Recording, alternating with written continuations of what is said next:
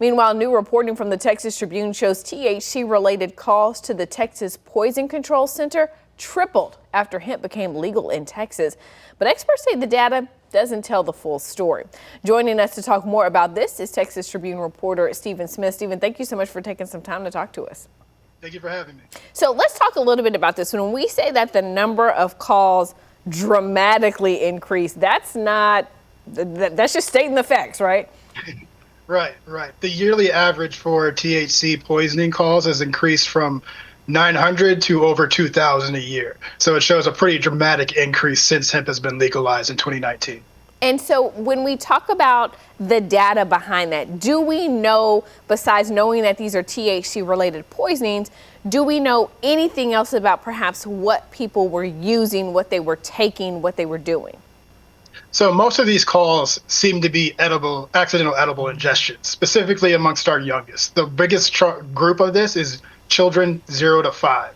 So they're not old enough, obviously, to go into gas stations. So they're getting a hold of probably their parents' gummies or their parents' cookies or what other edibles and just eating them, thinking they're normal products and getting a high that's way too much for their small bodies. Right. And so when we think about that, something you said, which is one of the things that we're hearing from people who are pushing for more regulation, is the packaging on these products oftentimes looks like it's a regular run-of-the-mill, gummy or a regular run-of-the-mill cookie.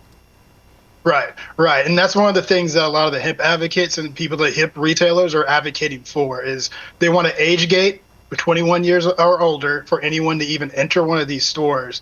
And two, that there needs to be child-safe packaging for a lot of these products, and to get rid of all the Tony the Tiger type advertising is what a lot of experts have called it, because it's causing a bad name for a lot of the people in the industry. Yeah. You spoke with some experts, though, who say there's some context missing in all of that data. What gives them pause about, raising alarms on this? Well, one of the main problems is this data doesn't seem to make a distinction between the plant-based highs like marijuana and hemp and the synthetic kind of highs like K2 and spice.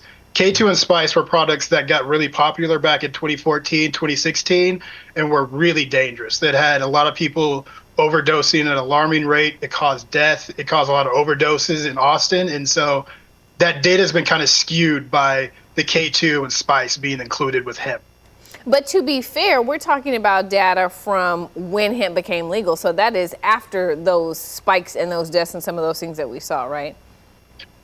Right. So there's clearly more people calling into the poison control, but experts say this is not a bad thing. It's showing that since it's a legal product, people are feeling more comfortable to call and figure out what's wrong with their child, or if a teenager's taking it, to figure out what's wrong with them. They say that's a very good sign, and that's something that we should be encouraging, not discouraging. Sure. But then the lawmakers, right, are tasked with what they're going to do, right? There's a push to ban all out. There's a push to just regulate it. What are you hearing about where they may land? Well, from what I hear, the Senate is making a push to kind of ban this again. And I think a lot of experts are saying that they would prefer not this to be banned, mainly because teenagers are very resourceful. They're going to find a new product. It's going to be less regulated. It could be a lot more dangerous. And so a lot of the experts are saying, don't ban this, just make sure it's heavily regulated.